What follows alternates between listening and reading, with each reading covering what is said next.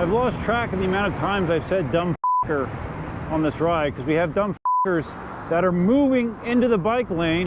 Big thanks to Jason at eWheels for allowing me to test the ET Max demo. The night before. Yo, what's up? Duff here. You're looking at the demo ET Max, and I'm going to be charging it with the Roger charger for the first time. You may notice that the charge port in this is different than pretty much, I don't know of any wheel that I've had that has a screw-on plastic cap like this as opposed to rubber. This has a screw-on plastic cap, and it is interesting that there's only one charge port as well, and it's a three-prong charge adapter. So, but anyways, I wrote it down to about one battery today, and we're going to charge it on the Roger charger and see how it does. So first up, we need to set this to 168 volts, right?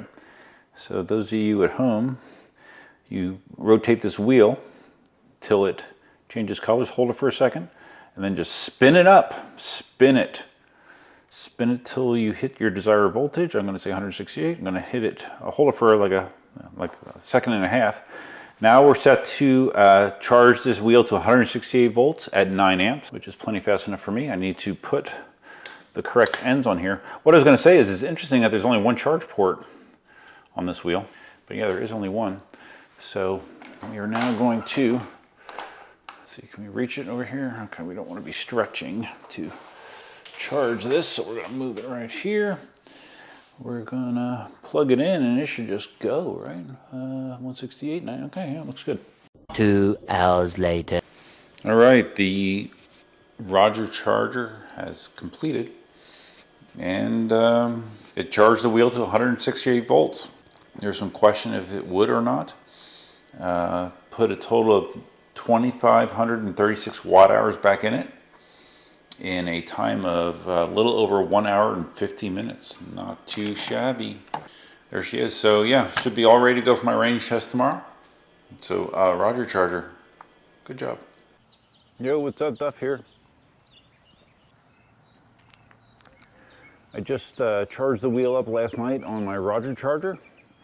There was an issue with prior firmwares where the wheel would not charge to a full 168 volts. It seems, apparently whatever the current production firmware is, which I applied to this wheel when I got it, it charged fully to 168 volts, so that's a good thing for a range test, right? So we should have a full battery. Those of you that saw the video yesterday, we described what happened when Jason had a wobble wipeout crash. Like I mentioned, there were some scrapes on the wheel in the front. This got banged up, the area where the trolley handles hinge is mounted. What I didn't really notice was in the back, this took a shot as well, and this was actually bent. This was bent in and down, and I have a dead blow hammer, and I actually was able, I thought at first like the whole frame was one piece, and I was trying to bend it back in shape. I took the cover off, obviously, but trying to bend it back in shape when it was on the wheel. Couldn't really do much. But then I realized that this is just an individual piece, a standalone piece right here. 2 screws hold it on, and you have a cross member here. Once I took it off, I was able to get it bent back pretty much to its original shape, or close enough. That's cool. Like if you ever had a bad wipeout, you could just replace this piece. It's not like you're totally screwed. So I thought that was some pretty good design by Begode. So all right, let's go. So I'm going to take a similar route as I've been doing with my range tests since I've moved here, which is basically I ride from my new residence out to my old residence and back out in the Estates, which gets me somewhere around 50 miles, and then based on where I'm at that point, I can add mileage on as needed if I still have enough battery left to do so. I plan to be riding similar speeds as I have with my more recent range test, which means closer to 30 miles an hour plus for the majority of it, as long as again that I have the battery to do so. And yeah, we'll see how it goes. I'm getting out a little bit later than I would like. I think it's probably around 2-ish, I guess. Yeah, 2-ish. I wanted to get out earlier, but I had some stuff to do. I went to the gym. Go Go, please. Pass me, please. Don't sit there and look at me, please. Went to the gym, and then what are you doing? So you got your turn signal on? You actually turning? Okay, go. There you go.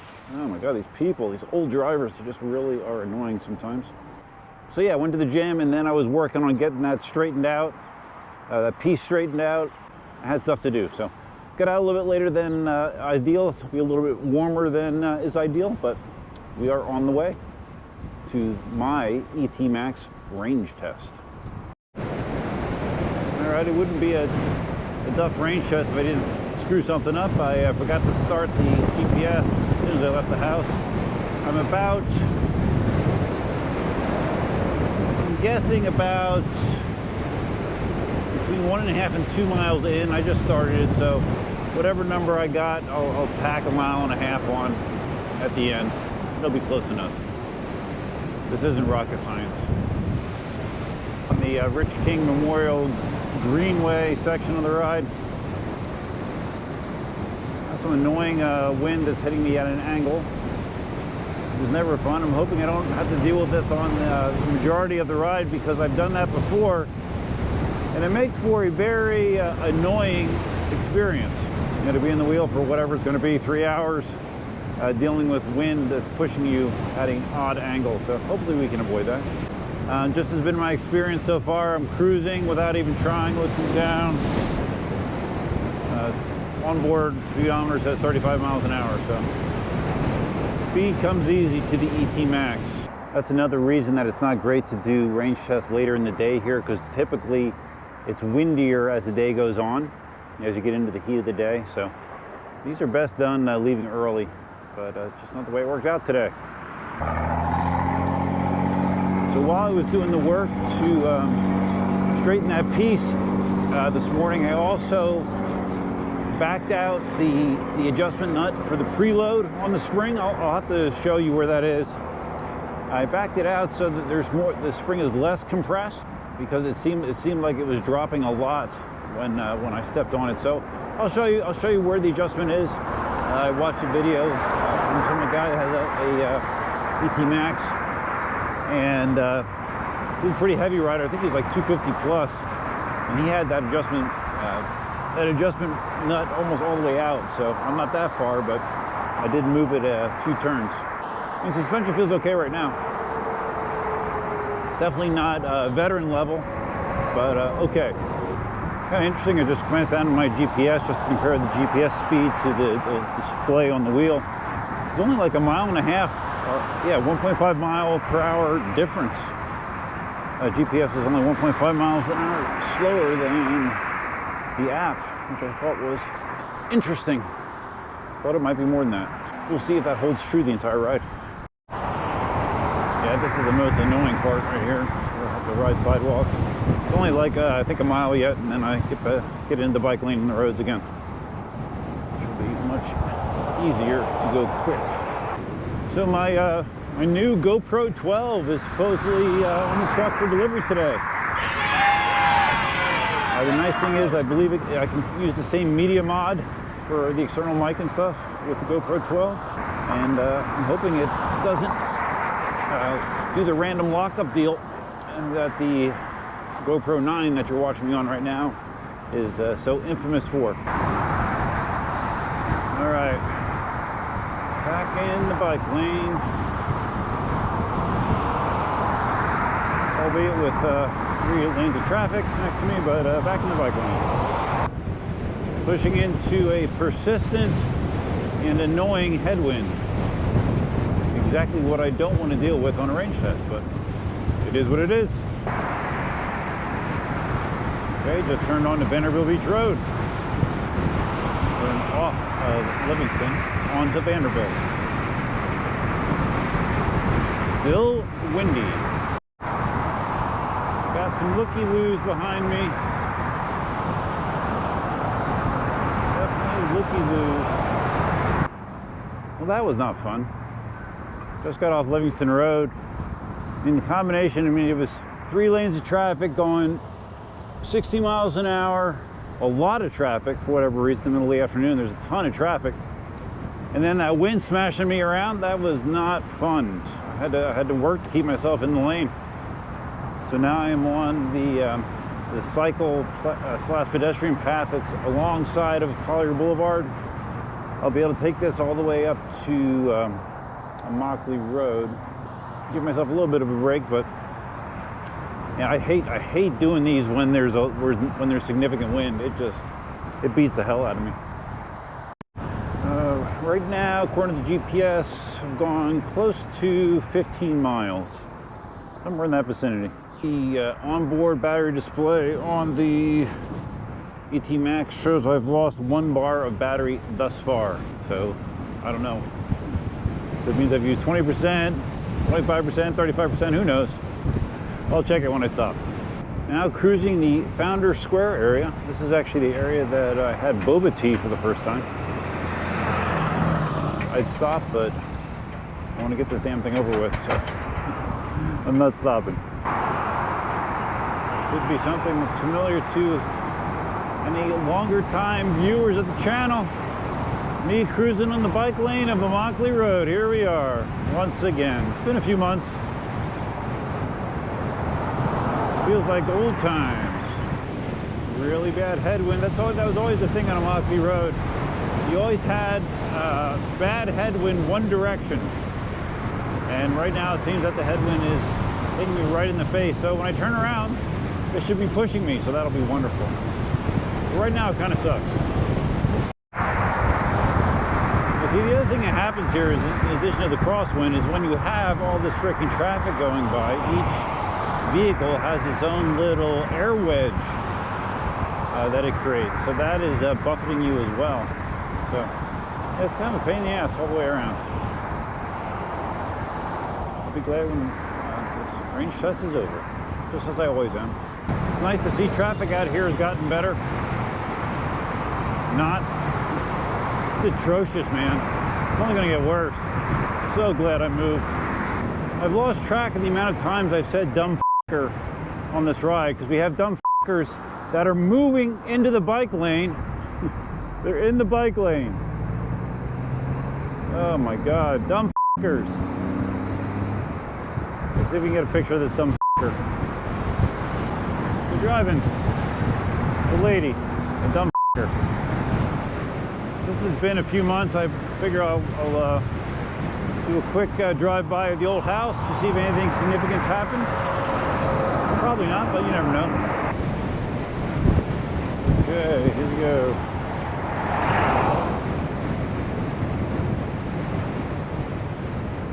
Okay, they got some fill out front. Or is that mulch? I think that's mulch. Looks like that's mulch dumped in the driveway. Interesting.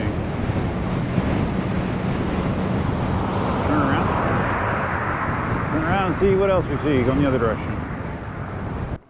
Every time I come out here, I just wonder, like, how did I live out here for 23 years? Oh my God. What was I thinking? Oh my God. All right, here we go. Other direction. Neighbor's house looks pretty much the same. There's my good old tractor, my Husqvarna. Other than the pile of mulch, looks good, looks similar. Old house seems to be doing a-okay. It's good to know. All right, now I'm going to the park. Park and look at my stats, rest my feet, and come up with a plan to return home. Okay, me and the good old ET Max. On board, battery display is showing 3 bars out of 5. GPS, if I add in the amount I missed in the beginning, GPS is close to 27 miles, GPS distance. Battery, according to Darkness Spot, 55%. Yeah, see, that Darkness Spot is not calibrated for an ET Max, obviously, because the Darkness Spot thinks you only did 18.7 miles. It says the voltage is at 148.70. 20. Yeah, I mean, I should be able to get back. That's my main concern, of course. And I think the way I go back is actually slightly shorter distance. And because I have to go on some kind of narrow trails, it's slower speeds generally as well. So I think I'll make it back. It's annoying, the darkness bot. I mean, it asked me the wheel. It asked me the model wheel. It had ET Max in its listing of wheels. I selected ET Max, and it still is showing inaccurate stats. That's annoying. So I'm glad I have the GPS with. So all right, I'm just gonna stretch my feet a little bit and turn around. It's 3:13, so I've been riding for somewhere around an hour and 15 minutes. And on the way back, the good news is I'm gonna stop at Dunkin' Donuts and probably get an iced coffee to help me do the big push home. All right, no rest for the weary. We have reverse direction. Next stop, Dunkin' Donuts. The OG Dunkin' Donuts. So while I was sitting there, I fired up the Bagode app just to, since Darkness Bot wasn't giving me accurate stats anyways, just fired it up to take a look in there. It said the same thing, roughly 148 volts and change. It said 57% battery approximately remaining. So based on those numbers, I should get home, right? Because I was hitting a headwind most of the way out here, it felt like. So I'm hoping on the way back I have a tailwind for most of the ride back, and that can make a big difference. And so will some Dunkin' Donuts iced coffee. Let's go stealth mode for a little bit. One cool thing is when I have the visor down, the sun visor, I don't really need the sunscreen, the drop-down sunscreen, because the visor itself is tinted. And there's a lot of traffic, so I gotta wait to go. Gosh gee willikers. The LS2, the Valiant 2, it does have like some air vents and stuff that I'm still getting fresh air, even though I have the windscreen down, so it's not so bad. I'm gonna ride like this a little bit. I feel like you're, I don't know, more protected, even though I'm really not. It just kind of feels that way, right? It's weird. The McDonald's they built is open for business. Looks like it's hopping. Nice. And they've also, I think this has pretty much all happened since I've been out here last. Up here on the right, there's a brand new 7-Eleven gas station. I don't recall that being built last time I was out here. And it's not open, but it looks like it could open at any point. So yeah, another brand new gas station. So much better this direction. Like coming out, like I was constantly like having to apply like twist to my body. I'm really putting a lot of torque on my right leg. Way back, I'm doing a very easy 30. And yeah, I'm not getting pushed around at all. It's so much better now. Hopefully the rest of the ride back is equally calm. All right, now I got to get off of Mockley Road. This nice bike path. I've always enjoyed riding this section of the ride. And it's clear sailing to Dunkin' Donuts. Grab a refreshment and then pushing south. Definitely accustomed to the ET Max at this point. Confidently throw this thing around and kind of know what's going to happen. Except when cars come around corners wide like that. You never know what they're going to do. There it is, the original Dunkin' Donuts. My viewers have seen me come to dozens, if not hundreds of times. I have no idea. But this is always my go-to destination when riding PEVs. When I lived out in the estates. Let me go grab something and we'll continue. Got my iced coffee. Did a battery check. It says battery's at 40%. My GPS mileage is just under 38 miles. I still think I'm doing okay. I think I should get home without major incident. This will be gone quickly. I wonder if I could put the windshield down with the chin bar up. I think I can. I don't know. Gonna wait. Thank you. I guess there's one way to find out. Well, golly, you can. Until drink. Interesting. Okay. Well, let's go with that look then. This is a new look. This is that spot where I got into trouble with the Lynx demo, where it was flooded out unexpectedly. It's looking dry, I think. Is that water at the end? No, I think it's dry. Luckily, we are far enough into dry season that this is dry, although there's a lot of silt and whatever, sand and shit on the road, but not water. So we don't need to do an ET Max water resistance test. That's good. Now on Logan Boulevard, this will eventually turn into Santa Barbara. So I'm basically taking this for, how many miles? 12 maybe? Not quite sure. Yeah, 10, 12. And then a couple right turns and then I'm home. So cross my fingers. I'm still doing upper 20s, right around 30. So ET Max has been doing fine. I don't remember if I mentioned when I got this wheel, it was in racing mode.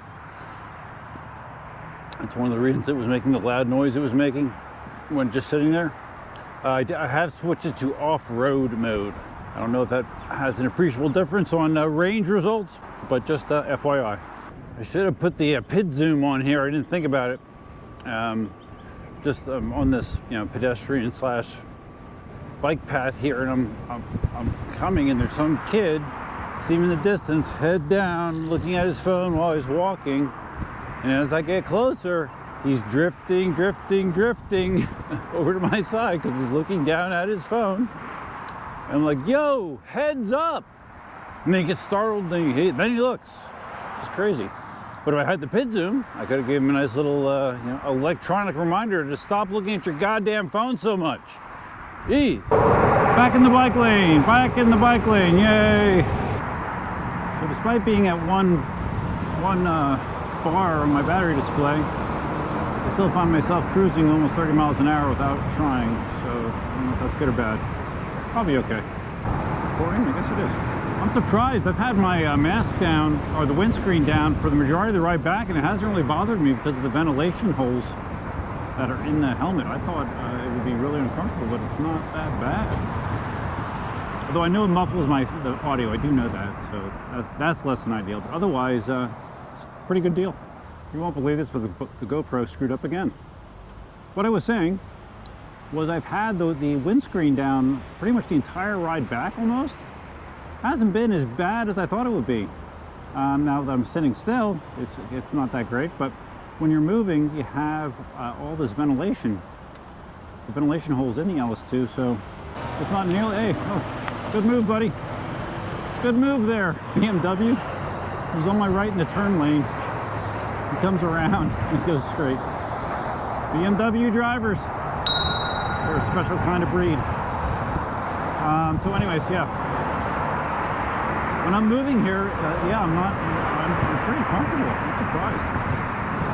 Now, when it's 95 degrees in the summer, that's probably not going to be the case. It is right now, not bad. Low 80s.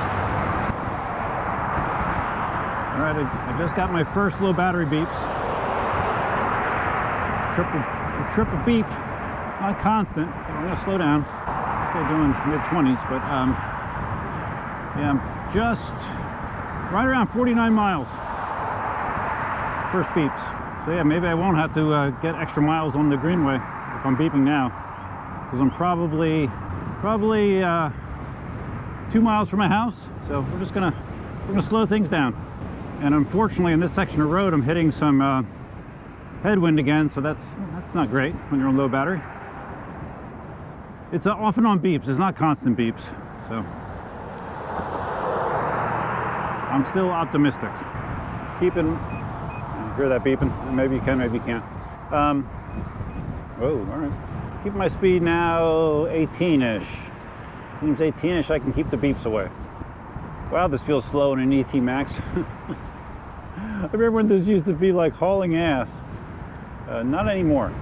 And unfortunately, the Gotway wheels don't have the long range mode that the veteran wheels do, that allow you to discharge the cells to a lower level, which comes in handy in situations like this. I used it on the Lynx when I did my range test on the Lynx, and I have it turned on my Patent as well. Now, obviously, you don't want to be routinely discharging your batteries super low. It's not good for them, but to be able to do it in a pinch when necessary, it is nice, and you cannot do that with the Gotway wheels.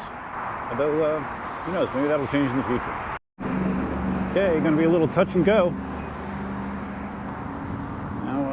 holding at 15 and I'm still getting some beeps. I have, I think 2 miles.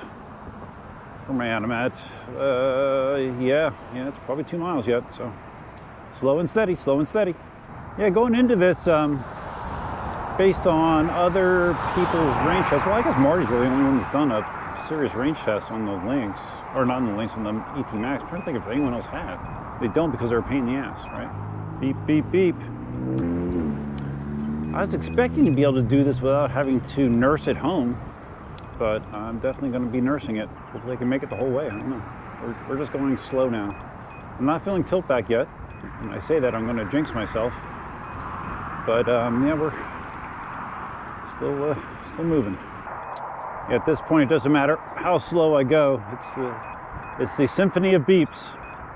Let's see, I got 2 traffic lights to go to make it to my street. One thing I neglected, if you can hear me over the beeps, one thing I neglected to talk about was the pedals. The pedals have been relatively comfortable. You know, despite being on them for more or less 3 hours, my feet still do have some sensation in them. They're not completely numb, so that's a positive. So I would say these pedals are relatively comfortable. The stock Bugatti pedals. I just rolled through the church parking lot, hoping to pick up some holy energy to get me home. As I'm now turned onto my street, I have less than a half mile to go, beeping like crazy. Wow, I made it barely into the entrance of my development. Barely, holy crap. Too tight for comfort, man. Too tight for comfort. All right, can we make it into the driveway? Let's see. Bang. All right, here we are. We made it. All right, at this point, it's so low, it's beeping while standing still. So let me just quick check the stats and then we will turn this off because it's annoying as hell, right? At least it annoys me. Let's see. Did the Bugatti app crash? Evidently my Bugatti app crashed for some reason. Low voltage warning. Battery, it says 10%. Let's see what the actual voltage is. Yes, Elsa, it's me out here beeping. You can come out if you want. Freaking Bugatti app. It's annoying. Why am I not seeing the voltage? I saw it before. Why don't I see it now? Okay, voltage 127 for your voltage nerds. 127.1 volts right now. So yeah, and the trip was about 3 hours, as I thought. 3 hours trip long. All right, let's turn this off. Should we turn this off, baby?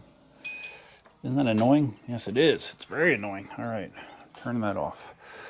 Okay, so sitting feels good. Let's stop the GPS. All right, so based on the GPS, it's somewhere close to 53 miles that I went GPS distance, with the last couple miles at least being Beep City. I'm not, so 53 miles GPS distance on a 3,000 watt hour battery wheel. Yeah, that doesn't impress me. Elsa, what are you doing? That's the first time that's the closest I've ever come to feeling like I was gonna have to trolley the wheel back. I did that distance on my veteran Patton. I did it on the V13, although that was out in the States, different path, but I did that same path on the veteran Patton.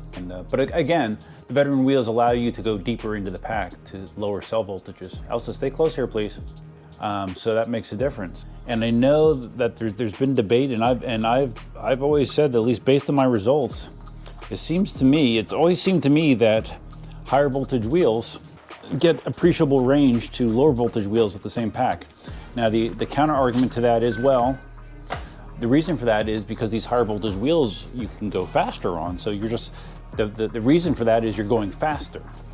That's the reason that you're getting less range, is because you're going faster. And that is true. I mean, speed kills range, right? But on this ride, I was doing the same kind of speed that I've done on all those other wheels. Right around 30-ish, maybe low 30s. So I was not going like 40 miles an hour on this wheel, and I still came in, clocked in right about 50-ish. I would say like usable range before it started to beep. Was I at 50? I don't think I was even at 50 actually, maybe 49 and change. So I don't know. I think scientifically people would say that a higher voltage should not mean less range. But in my experience, it doesn't seem to hold up. I don't know. So anyways, guys, if you found this video interesting, please think about giving it a big thumbs up. If this is your first time visiting the channel, please consider subscribing. If you're going to subscribe, you hit the notify bell that's over there somewhere. Feel free to leave your comments, suggestions, ideas, and thoughts below. What do you think of those numbers? Like I said, I'm not blown away, but again, based on some other results, I shouldn't. Like I said, Marty's done, I think, the official range test that I've seen, but when they took the ET Max to Mount Baldy again, they were having issues with range with the ET Max. So, but of course they were riding very fast. But still, it is what it is. I still have to do a speed test on it. I'll probably take it to the swamp. I have all that kind of fun stuff to do. I actually was off today. I don't know if I mentioned that or not. Today is Monday. I was off today. I'm gonna be working a regular work week, but I'll see what I can get done during the week. So that's all I have, guys. Hope you have a great week. Until next time, Duffman out. I bet this is my GoPro. I think so. And then another box. Oh, it's like Christmas. It's always like Christmas around here.